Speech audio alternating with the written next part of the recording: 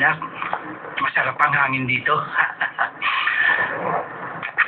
Meron akong bakuran.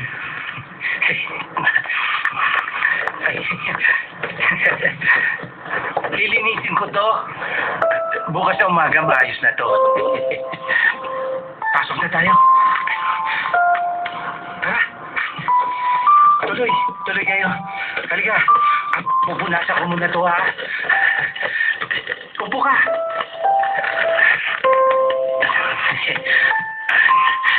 Sandali lang to. Yan. Upo ka na. Opo. Maliit lang tong kwarto. Pero okay na ito para sa inyo ni Nicole. Pag nagsimula na muli yung construction, ilang araw din akong hindi uwi o kaya gabi na. Pupunta kayo sa construction? Nangyari sa inyo to dahil sa akin. Kaya nga, nahiya ako sa iyo, anak. Mahirap po ba? Oo naman. Mahirap. Alam mo namang happy-go-lucky ako. Gusto ko ng happenings. Sige na, ayusin ko na yung higaan nyo.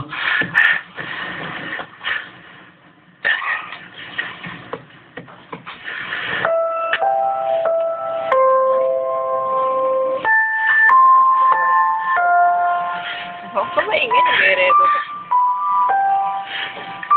Siya nga pala. Pupunta muna ako sa supermarket. Huwag na po. Noodles lang kasi meron dito ngayon. Kailangan kong bumili ng bigas at ulam natin para bukas. Sandali. O, ito pong pera. Ay, hindi, wag na. May pera ko. Gusto kong bumili ng masarap na pagkain para sa apo ko. Okay na. Sige. Nicole, babalik agad ako. Ingat po.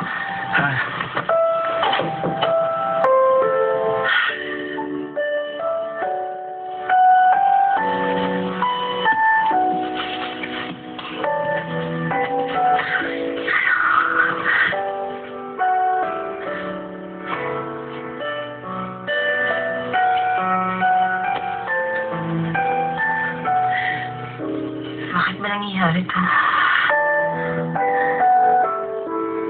Bakit ganito? Ang hirap-hirap. Hindi ka panipaniwala. Kamukhang-kamukha siya ni Justine. Hindi ako makapaniwala.